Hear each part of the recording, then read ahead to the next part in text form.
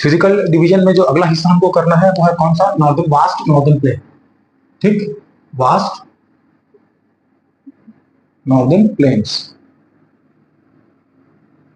ठीक है, इसको हिंदी में क्या बोलेंगे, तो उत्तर भारत का विशाल मैदान।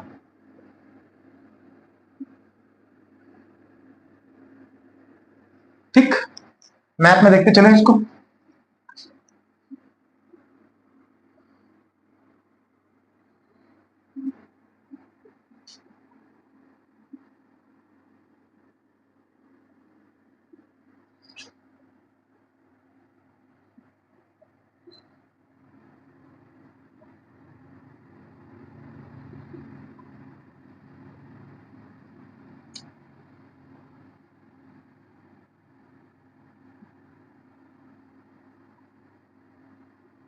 ये कुछ इस तरीके से इंडिया का मैप हो जाएगा। अब ये वाला जो हिस्सा था यहां से लेकर के यहां तक का, ये पूरा हिमालय का हिस्सा है। ये जो पूरा हिस्सा है ये किसका है, ये हिमालय का हिस्सा है ना। इस जगह में हमको क्या मिलता है, तो हिमालय और उसकी श्रेणियां, हिमालयास। अब जो गंगेटर, जो नॉर्थ प्लेन का जो हिस्सा होगा या नॉर्दर्न प्लेन का जो हिस्सा होगा वो आपका आ जाएगा कहां से, यहां से लेकर के कुछ इस तरीके से। ठीक है, इसको तीन हिस्से में पढ़ना है, मैं बताया था आपको। तीन हिस्सा कौन सा, एक हो जाएगा यहां से यहां तक का सिंधु। ठीक है, ये जो वाला हिस्सा है ये किसका हिस्सा है, तो ये सिंधु का मैदान हो जाएगा, इंडस रिवर का प्लेन। उसके बाद यहां से यहां तक का जो जाएगा ये कौन सा प्लेन हो जाएगा, गंगा। ठीक है, और ये वाला जो हिस्सा हो जाएगा ये किसका है, ब्रह्मपुत्र का।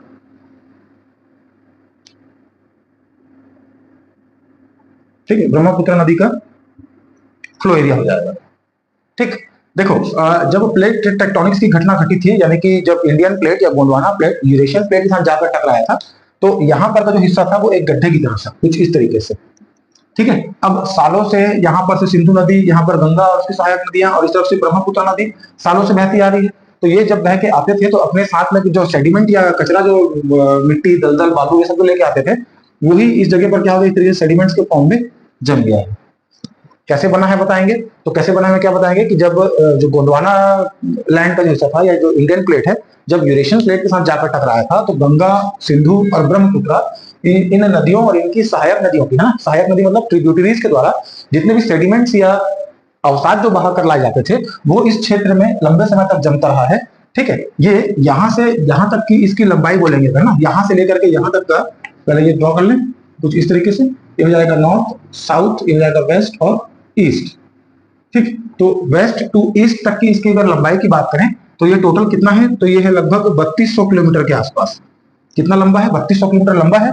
और ये कहीं कहीं पर तो लगभग 150 से लेकर के 300 किलोमीटर तक का चौड़ा है। ठीक है, अब जैसा कि मैं बताया कि ये थोड़ा सा गड्ढा था, अंदर पूरा पथरीला इलाका था। जो गोंडवाना लैंड का जो हिस्सा है वो पूरा पत्थर है। जब हम पेनिनसुलर प्लेटो वाला हिस्सा देखेंगे तो यहाँ पर पूरा चट्टान ही मिलेगा हमको। ठीक है, तो ये इसकी जो गहराई है लगभग 4000 से लेकर के 6000 मीटर तक का क्या है, ये गहरा है। लंबाई कितनी है, वेस्ट टू ईस्ट तो 3200 किलोमीटर। चौड़ाई कितनी है, तो 150 से लेकर के 300 किलोमीटर तक का। और इसकी गहराई यानी कि इस तरीके से डेप्थ इसका कितना है, तो लगभग 4000 से लेकर के 6000 मीटर तक का गहरा है। क्योंकि यहाँ पर जितने भी मिट्टी आकर जमे हुए हैं वो सभी सेडिमेंट्स थे, अलग अलग जगह से बहा कर लाए गए थे, इसलिए क्या है, बहुत ज्यादा फर्टाइल है, बहुत ज्यादा उपजाऊ है। ठीक है, एक तो यहाँ की मिट्टी उपजाऊ, दूसरा यहाँ पर साल भर बहने वाली नदियां हैं, मतलब गंगा, सिंधु और ब्रह्मपुत्र ऐसी नदियां हैं जो साल भर इस नदियों में पानी होती है। इनको क्या होता है, सदाबहानी नदियां कहते हैं। ठीक है, क्योंकि इनमें साल भर पानी होता है। साल भर पानी कैसे, बरसात के मौसम में बरसात का पानी होता है, और बाकी गर्मी के मौसम में यहाँ पर जो ग्लेशियर हमने पढ़े थे हिमालय में, उन ग्लेशियर का पानी यानी बर्फ का पिघला हुआ पानी इस नदियों में बहता है। तो इस प्रकार इन नदियों में साल भर पानी है। यहाँ पर की मिट्टी बहुत ज्यादा उपजाऊ है, इसीलिए यहाँ पर कृषि की पूरी पूरी संभावना यानी कि एग्रीकल्चरल लैंड यहाँ पर प्रोड्यूस हुए हैं। ठीक है, इसी का यही एक कारण है कि इस पर क्या है, इस जगह पर क्या है, जनसंख्या बहुत ज्यादा है। इस बात को ध्यान रखेंगे। क्या क्या बताएंगे कि भाई यहाँ पर की जो मिट्टी है, जो यहाँ पर मिट्टी आकर जमा हुआ है वो बहुत ज्यादा फर्टाइल है, क्योंकि वो क्या सेडिमेंट जो नदियों द्वारा एक लंबे समय तक बहाकर लाई गई थी। ठीक, ऊपर से यहाँ पर क्या साल भर पानी रहता है, क्योंकि इन नदियों में साल भर पानी बहता है। बरसात के मौसम में बरसात का पानी, और गर्मी के मौसम में जो ग्लेशियर पिघलते हैं उसका पानी यहाँ पर रहता है। इसीलिए यहाँ पर जनसंख्या बहुत ज्यादा है, क्योंकि यहाँ पर एग्रीकल्चर लैंड बहुत ज्यादा प्रोड्यूस हुए। इतना बता पाएंगे, तो ये इसका इंपॉर्टेंस हो गया। ठीक, ये तीन हिस्से में है, एक कौन सा, सिंधु का मैदान, दूसरा गंगा का मैदान और तीसरा कौन सा, ब्रह्मपुत्र का मैदान। ठीक है ना। इसको इस 3 हिस्से में हम लोग डिवाइड करते हैं। ठीक, ये जो सिंधु का मैदान है, ये सिंधु और उसकी सहायक नदियां है ना, जो झेलम, चिनाब, रावी, ब्यास, सतलज, ये सब जो इसकी ट्रिब्यूटरीज हैं उसके द्वारा बनाए गए मैदान है। ये गंगा, यमुना और उसकी सहायक नदियों द्वारा बनाया गया मैदान है। और ये ब्रह्मपुत्र, दिहांग, दिबांग, ये सब अलग अलग नदियां जो यहाँ से बहती हैं, उसका क्या है, बनाया हुआ मैदान है। तो ये इन तीनों को हम लोग मुख्य रूप से क्या बोलते हैं, वास्ट नॉर्दर्न प्लेन के फॉर्म पे बनते हैं। अब इसको जो पढ़ना है वो हमको इसके बनावट के आधार पर पढ़ना होगा। जैसे कि क्या, ये 4 टाइप की इसमें सॉइल पाए जाते हैं। 4 टाइप के कौन कौन से सॉइल पाए जाते हैं, तो इसको यहीं पर लिख दूं क्या। पहला नंबर कौन सा है, तो खादर, सॉरी भाबर, सबसे पहला क्या जाएगा, तो भाबर। दूसरा नंबर का तराई, ठीक है। उसका तीसरे नंबर का खादर, और फिर चौथे नंबर कौन सा, बांगा। ठीक है, ये 4 तरह के सॉइल इसमें पाए जाते हैं। अब ये कैसे बने हैं उसके ऊपर इसको देखते हुए चलना है। जैसे मान लो कि ये एक पर्वत चोटी है ना, जैसे हिमालय का ये एरिया हो गया, यहाँ से पानी गिर रही है। ठीक, यहाँ से क्या हो रहा है, पानी नीचे की तरफ ऐसा गिर रहा है। ठीक है, तो ये जो पानी जहां पर गिरता है, जो फुट एरिया है, तो क्या बोलते हैं, गिरिपद। ये हिस्सा कौन सा कहलाता है, गिरिपद। गिरिपद मतलब जो माउंटेन का जो फुट वाला एरिया है ना, सबसे निचला हिस्सा है, उसे क्या बोलते हैं, गिरिपद है। तो यहाँ पर कभी देखें छत से पानी जैसे गिरता है, तो जहां पर पानी गिरा वहां पर पत्थर जम हो जाते हैं, मिट्टी वहां की पूरी हट जाती है। तो ये जो हिस्सा होगा जहां पर क्या है, केवल बड़े बड़े पत्थर है। ठीक है, बड़े बड़े पत्थर यहाँ पर जमा हो जाते हैं। और जो छोटी मोटी नदियां होती है यहाँ पर गायब हो जाती है, लेकिन पत्थरों के जो पत्थर जम गया है वहां पर, उसके नीचे से पानी बहने लगती है। तो नदियां यहाँ पर क्या जाती है, विलुप्त हो जाती है। विलुप्त के बाद में कुछ दूर जाकर के नदियां क्या है, फिर एक दलदली ऐसा दिखने लगता है, दलदल जैसा कुछ बन जाता है। ठीक, क्योंकि यहाँ नदियां फिर से उभरने लगी, पानी तो भाई ऊपर से पानी गिरा, जहां पर पानी गिरा वहां पर बहुत सारे पत्थर इकट्ठे हो जाते हैं, बड़े बड़े साइज के। ठीक है, इसलिए यहाँ पर क्या होती है, नदियां गायब हो जाती है, उन पत्थरों को नीचे से बहने लगती है, दिखती नहीं है। लेकिन कुछ आगे जाने के बाद में नदियां फिर से वापस उभर कर दिखने लगती हैं, क्योंकि यहाँ पर जो पानी है बहुत हाइट से गिर रहा था, जिसलिए यहाँ पर पानी का फ्लो बहुत ज्यादा होता है। लेकिन यहाँ पहुंचने के बाद में पानी का फ्लो एकदम कम हो जाता है। बात समझ में आ रहा है। इसीलिए यहाँ पर क्या जाता है, एक दलदल जैसा भूमि बन जाता है। यहाँ पर क्या बन जाएगा, ये कौन सा बताएंगे, दलदल। दलदल मिल जाएगा। यहाँ पर क्या हो जाएगा, तो नदियां विलुप्त हो जाएंगी। यहाँ पर क्या जाता है, तो नदी विलुप्त हो जाती है।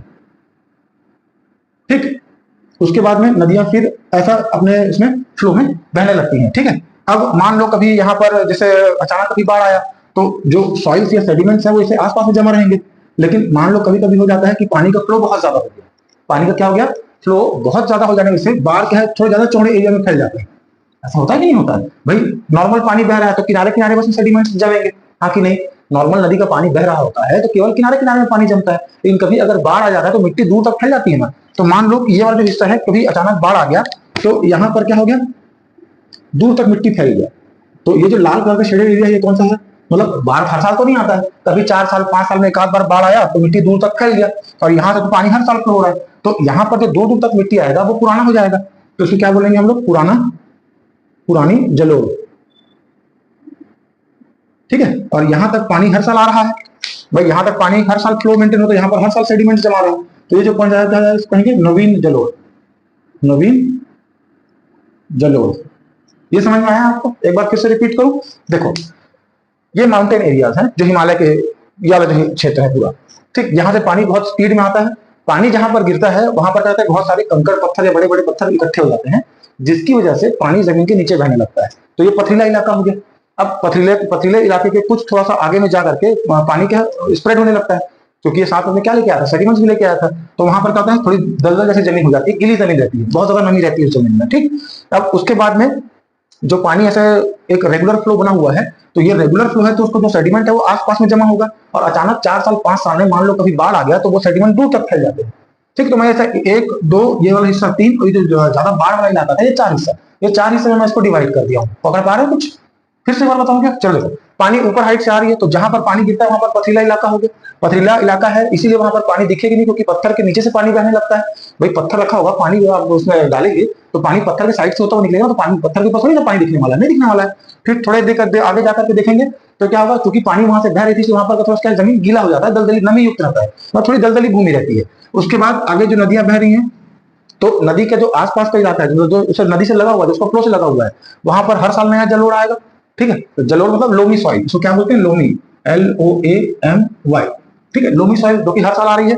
अब कभी 4 साल 5 साल में या एक आध साल में एक आध बार मान के चलो, 12 महीने तो बाढ़ नहीं आएगा ना, बरसात के मौसम में बाढ़ आएगा तो पानी क्या दूर तक फैल गया। तो जो सेडिमेंट्स बह के आ रहे थे, जो जलोढ़ मिट्टी साथ में बह के आ रही थी, वो क्या दूर तक फैल गई, तो हर साल बाढ़ नहीं आ रहा है, इसलिए पुराना है, जहां से हर साल पानी फ्लो हो रहा है, नवीन जलोढ़ है। तो इसी को क्या बोलेंगे, जो यहाँ पर का जो एरिया है, ये वाला जो हिस्सा है, ये वाला हिस्सा जहां पर नदी विलुप्त हो जाती है, इसको कहा जाता है क्या, भाबर। क्या कहा जाता है इसको, भाबर कहा जाता है। जहां पर दलदली इलाका है, ये वाला हिस्सा, ठीक, जहां पर दलदल जैसा सॉइल इकट्ठा हो गया है, ये वाला हिस्सा, इसको कहा जाता है क्या, तराई। ठीक है। और उसके बाद जो हर साल नया जलोढ़ बहकर आ रहा है इतने वाले हिस्से में, इसको हम लोग क्या बोलते हैं, जहां पर नवीन जलोढ़ है उसको क्या बोलते हैं, खादर। ठीक, समझ में आया। और जो पुराना जलोढ़ मिट्टी है, जो कि थोड़ी अपेक्षाकृत कम उपजाऊ होती है, क्योंकि 4 साल 5 साल में एक बार बाढ़ आने से जमी थी, तो इसको हम पुरानी जलोढ़ मिट्टी को हम क्या बोलते हैं, बांगर। ठीक, तो ये 4 तरीके के सॉइल्स हमको कहां पर मिलते हैं, ये गंगा के जो मैदान है वहां पर हमको मिलते हैं। समझ में आ गया क्या, छोटा सा हिस्सा है। क्या बताएंगे सबसे पहले कि हिमालय की जो गोंडवाना लैंड है, इंडियन प्लेट का जो हिस्सा था, जब यूरेशियन प्लेट से जाकर टकराया था, तो ये जो नदियां हैं, जहां से सिंधु, गंगा और ये ब्रह्मपुत्र और साथ में उसकी सहायक नदियां जितना भी जलोढ़ अपने साथ में बहा कर लाती थी या सेडिमेंट्स बहा कर लाती थी, अवसाद, वो सभी यहाँ पर लंबे समय तक जमता रहा है। ठीक है, तो कितने दूर तक जमा है, तो लगभग यहां से लेकर के यहां तक 3200 किलोमीटर में, इसकी चौड़ाई 150 से लेकर लगभग 300 किलोमीटर, और इसकी गहराई, क्योंकि ऐसा गड्ढा जैसा था पहले, उसके ऊपर तो सॉइल आके बसा है, तो गहराई मतलब 4000 से 6000 मीटर तक गड्ढा खोदेंगे तो वहां पर क्या निकल जाएगा, चट्टान निकलना शुरू हो जाएगा। यहाँ पर अगर इसे बोरवेल भी वगैरह भी करता है तो बहुत आसानी से पानी निकल जाता है, क्योंकि साल भर यहाँ की नदियों में क्या कर रही है, इनको पानी दे रही है। ठीक, तो 3 हिस्से में डिवाइड किया, सिंधु, गंगा और ब्रह्मपुत्र।